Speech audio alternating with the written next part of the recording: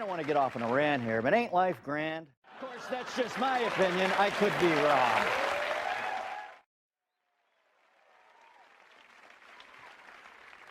Now, I don't want to get off on a rant here, but our current control over technology is shakier than Upton Sinclair at a weenie roast. Now, maybe it's the Dr. Whistler's opium tonic in me talking, but perhaps we should pull the brake lever on this runaway technology locomotive and give the quality of our lives a chance to catch up. My feeling is that man has evolved to the point where we are simply not smart enough to govern our own inventions. Technology is the siren of the seas of the 20th century, cranking up a seductive tone on the gramophone and calling out to us by telegraph as the iceberg of total disaster looms menacingly ahead of us like a vast, overextended metaphor.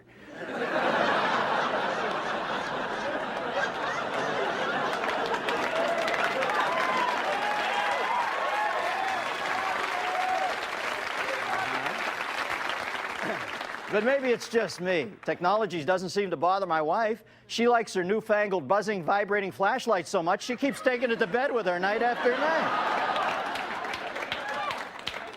Hey, let's put some of our recent technological advances under the microscope. First, how much do we really know about indoor electricity? How safe can it be to have a lightning bolt a few feet away from your ass in the shower? When it comes to providing cheap, reliable power for my home, give me a chain gang of illiterate Swedes shoveling coal into a hopper for 10 cents a day anytime.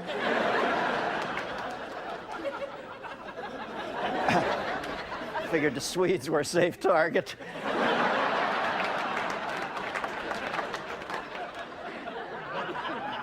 And would somebody please explain to me what in tarnation is radioactivity, and why did they hand a Nobel Prize over to a broad for discovering it?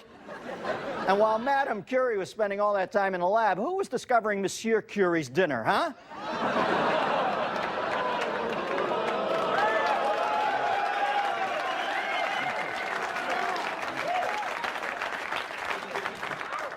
A rather inappropriate reaction for the time, ladies. And do you realize you can now pick up a telephone and talk to anyone in the United States? Now, people I wouldn't let anywhere near my home have somehow found their way inside of it. And it's not just me. The very first transcontinental telephone call took place recently when Alexander Graham Bell in New York called Dr. Thomas Watson, who was in the middle of dinner in San Francisco, and asked him if he was happy with his long-distance carrier. But there is one technological advance that I'm a big fan of, and I predict here tonight that someday soon the automobile will replace the horse. Just think of it. You'll never again have to sit there stuck on a crowded road staring at the horse's ass right in front of you.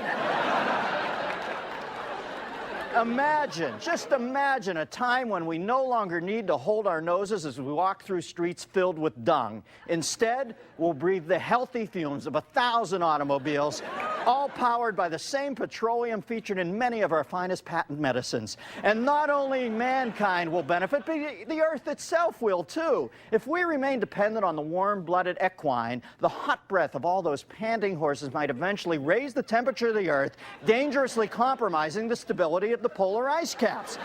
A phenomenon that we can avoid by switching to cool, clean automotive power.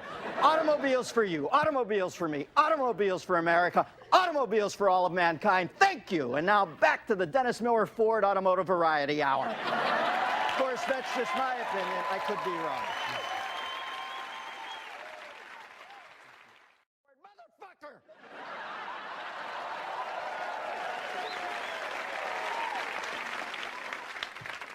Now, I don't want to get off on a rant here, but one only needs to look at the war in the European theater to see that freedom is balancing more precariously than Kate Smith atop the Chrysler Building. Oh, and why is it called the European theater? It's not like the good seats are up front, are they? By the way, you may be wondering why I'm not in uniform tonight. Well, I guess the government thinks I'm more valuable as an entertainer than I am as a shrieking coward.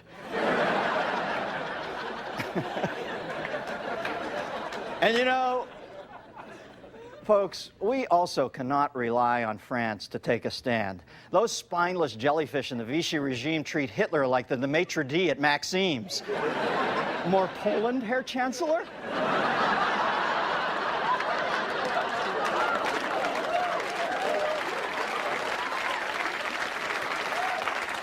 Hey, come on, Hitler isn't even German. He's Austrian. Can you believe Hitler spent all that time in Vienna and he never once bumped into Freud? With any luck, we could have averted our darkest hour in just about 50 minutes, okay? And you can't bring up Hitler without bringing up his Italian lackey, Benito. Hey, wait up, guys, Mussolini. You know, Benny's military prowess makes the Marx Brothers stateroom scene look like the changing of the guard at Buckingham Palace. And how about that Italian army, huh? Folks, it's hard to engage the enemy when you're both running in the same direction, all right? Fighting against the Italians is like wrestling with Noel Coward. You kind of get the feeling he wants you to win. And here on the home front, in order to ensure that soldiers have enough provisions, the government is encouraging those at home to start victory gardens. Some patriots in California are taking it a step further, raising acres and acres of hemp. I can only assume to make strong rope for the cause.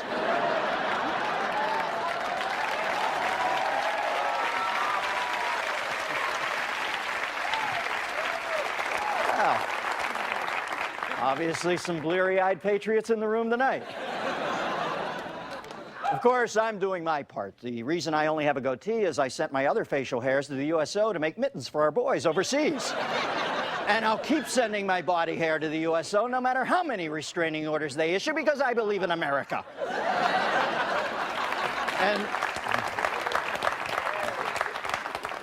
And we mustn't forget our allies, to whom we owe a debt we can never repay. Well, I, for one, know I'll always remember the friendship and loyalty of the brave men and women who fought beside us, be they the stout-hearted Brits, the plucky Greeks, or the dirty pinko-commie Russian bastards.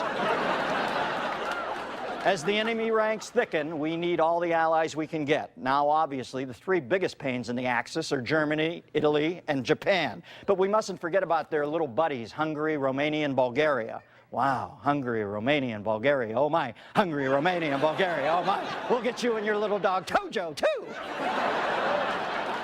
You know, folks, we might have been napping on the porch there for a while, but Pearl Harbor hit us like an ice ball in the ear on a winter morning. And guess what, boys? You woke up the wrong, most powerful country in the world. FDR was partially right when he said the only thing we have to fear is fear itself. But he forgot to mention G.I. Joe. The giant sleeps no more. We're up, we're wired, and we're coming to get you, Schicklgruber. And oh, by the way, don't worry about having only one testicle, Adolf, because quite frankly, Uncle Sam's got balls to spare. Bye-bye, and bye balls. Of course, that's just my opinion. I could be wrong.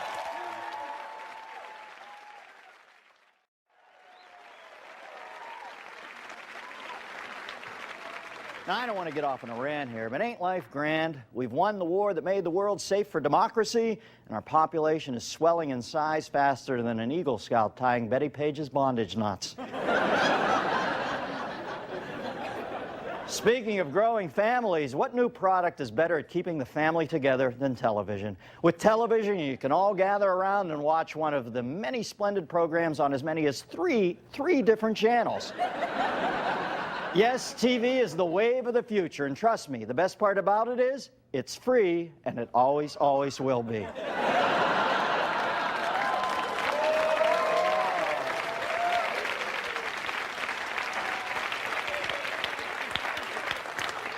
We're enjoying a time of unparalleled shared prosperity, and I think it's safe to say that if you're a citizen of the US of A right now, you're living the American dream, unless, of course, you're a black, a woman, or a suspected communist. But even in its imperfect state, the American dream is still the best dream out there. No one ever talks about achieving the Russian dream. What is the Russian dream? Fourth in line and a slight drizzle?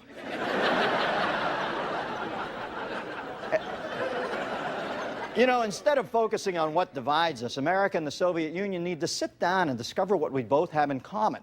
For example, the atomic bomb. We have one, they have one.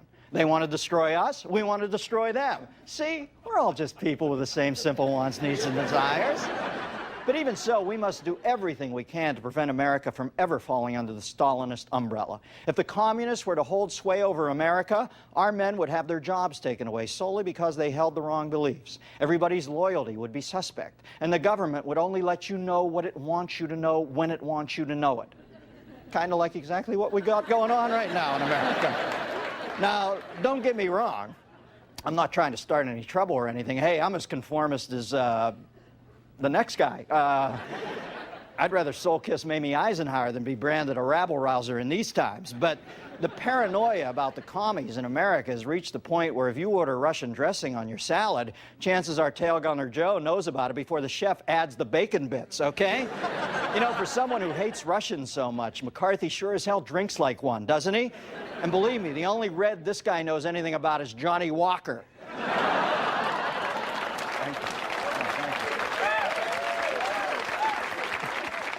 Hey, folks, why do we put up with this two-bit thug and his toadying homunculus, the lovely Roy Cohn, anyway? Have we no shame? They are bullies, and bullies will continue to bully until someone decides to fight back. And that someone should be all of us, collectively and with vigor. It's time we put this guy on the other side of the table. Senator McCarthy, are you now or have you ever been overdue for a thorough ass-kicking? But enough about McCarthy. Let's focus on the positive, the people who never let us down, true American heroes, where what you see is what you get. Men like quiz show genius Charles Van Doren, family man Bing Crosby, and that bastion of integrity Richard M. Nixon. You know, we're lucky to live in a time with genuine, uncompromising heroes like J. Edgar Hoover. Why, Hoover's such a tough, masculine son of a bitch, he's never even gotten married. Probably afraid it would soften him up too much, huh? Of course, that's just my opinion. I could be wrong. Here we see two of the greatest recording artists of the 20th century.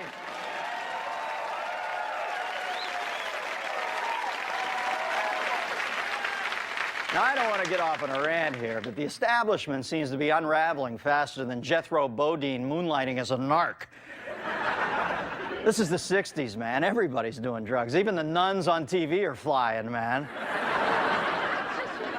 Dig, like our generation didn't experience the kind of life-altering, character-building events that our parents did in their formative years. Like the Great Depression and World War II, we came of age amidst unparalleled prosperity. So much so that when the marching orders came down from the man to pry ourselves away from our safe, comfortable world and travel to the jungles of Southeast Asia to put our lives on the line in a war whose ideology is questionable at best, well, we rose as one and employed the sophisticated thought process and articulate vernacular for which the counterculture was known to say, hey, fuck that shit.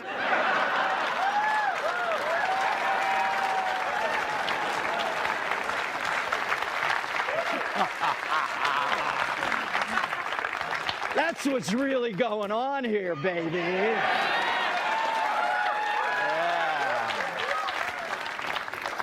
We stopped listening to the elders in the American tribe because look what they're pushing on us, man. Racism, careerism, materialism, especially Vietnam, which is a limited war in the same way the Archies are a band, okay?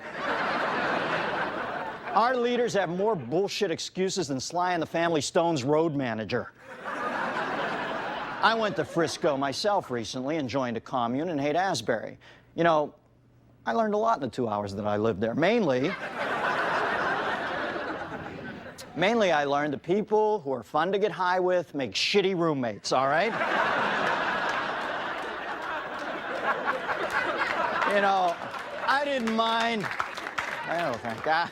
I didn't mind the smell of patchouli or pot or incense, but there were guys who had been wearing the same poncho for 4 years. I find it ironic that the very same people who know how to make soap never seem to use it.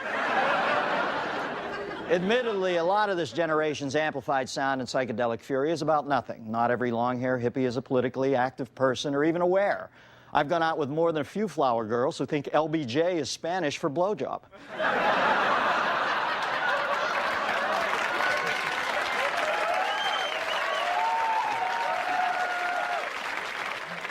I really think that what's bumming out the average square is the whole free love thing. I mean, think about it. When Dad was 19, he'd take Marianne to the soda shop and spend the next 2 hours watching her ruby red lips sucking a vanilla milkshake out of a long, straight straw. Finally, he drops her off with a peck on the cheek and races home to finish off the evening with the women's underwear section of the Sears catalog. Now, this same guy is watching these hot-looking hippie chicks come up to these dirty, long-haired freaks and saying stuff like, cool sandals, wanna fuck? No wonder they hate us, man.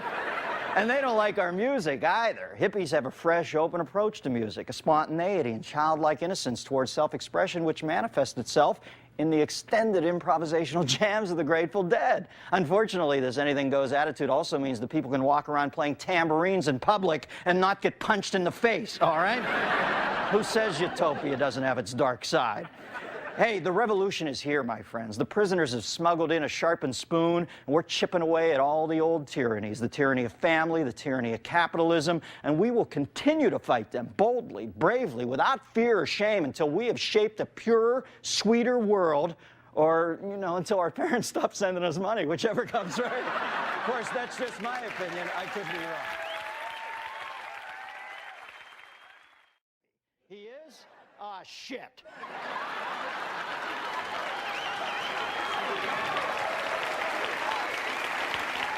Now, I don't want to get off on a rant here, but this century has gone through more changes than Cher in menopause.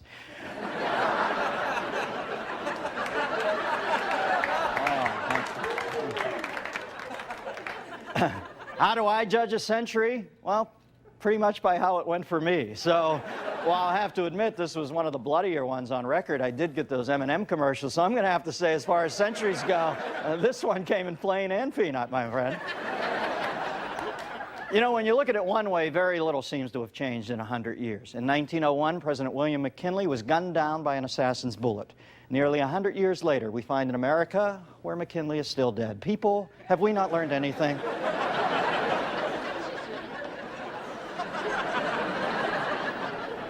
I would say that life has definitely gotten easier, but that just might be the single biggest problem facing us as we begin the 21st century. No doubt about it, we've become soft. We're just not as tough as we used to be even 50 years ago. For example, I was watching an episode of The Three Stooges last week, and I just don't think your average man today could take a hacksaw to his nose the way they could back then. Then again, it's just probably that the modern hacksaw blade is so much sharper and stronger. But then how do you explain the fact that you used to be able to hit somebody in the head with a ball-peen hammer? Not only would it not crush their skull, but it would actually resonate with the pleasant tone of a doorbell, huh? How do you explain that?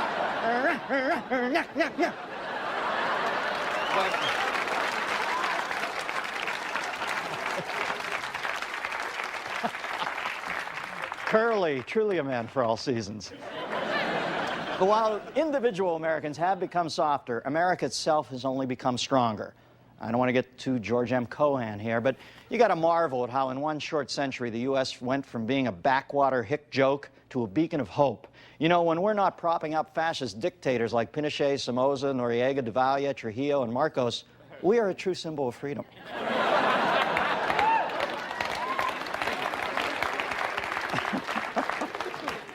Let's see, how else has the quality of life changed over the last century? Well, I'm pleased to say that we've gone from being a country where a black man could piss people off by refusing to sit in the back of the bus to a country where a black man can piss people off by refusing to run for the presidency after winning the Gulf War. It is a start. And I think we've gotten better about preserving the environment, but I hope we didn't wait too long. I want my kids to grow up in a world where the Bengal tiger is not just a sex position I invented back in the mid-'70s.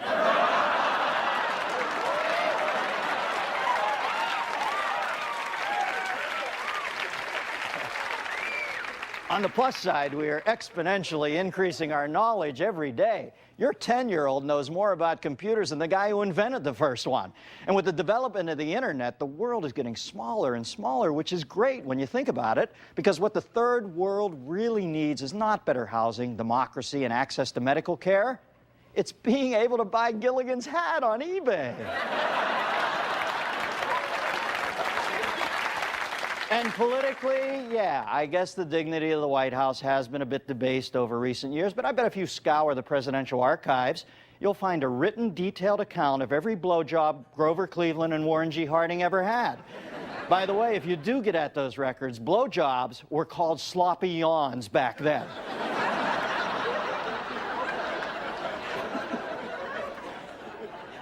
So there you have it, folks. The millennium. Warring and whoring, but never boring. A lot of good stuff, a lot of bad stuff. We may have changed the way man lives, but we have accomplished very little in changing the way he behaves. Hopefully, we'll do a little better on the next one. It's been slow going, but remember, it took us 40 million years just to develop a thumb, and no doubt it'll take us another 40 million to get it out of our ass. Of course, that's just my opinion. I could be wrong. Good night, ladies and gentlemen. Thank you very much.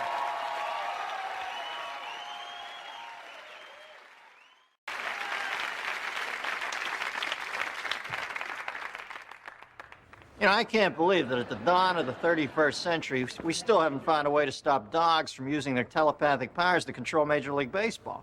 Now, I don't want to get off on a rant here, but I'm getting a little fed up with the incompetence you encounter no matter what commerce sequence you initiate nowadays. I mean, last orbit, the wife and I, we blip over to the planet Trump for a luxury body cycle, and I asked the drones in the control block if they can replace the radon zap in our simu pod. They look at me like I only have one ass. Then we go to the concession lock for a tune-on rye injection, top of the line, right? Wrong. No sooner are we strapped into a feed booth 2 feet from the fucking ozone generator when the suckle chimp working the thrust boom misses my gullet portal and pumps 27 G's worth of spider pie air right down my through chute. What has happened to competency, people? Look, I know a lot has changed over the years, but by God, this is still the United Gates of America, and for hundreds of years, that stood for something other than just being Mexico's bitch. I say if President Clinton 296 doesn't snap us out of this downward spiral we're in, we dump his gay ass. Next selection process, we clone Jesse Ventura again, bring him back. Hey, Norm. Hey, you know what I think they should put on the dark side of the moon? What? Vast fields of bioengineered, hydroponically grown cock. Yeah, you know, like a backup supply just in case our earthbound supply of cock might run out one day. A little cock tucked away for a cocky day. Exactly. Look at my head, man. It looks like a cock. It does. Cock. Cock. Cock. That's just my opinion. I could be wrong. Motherfucker!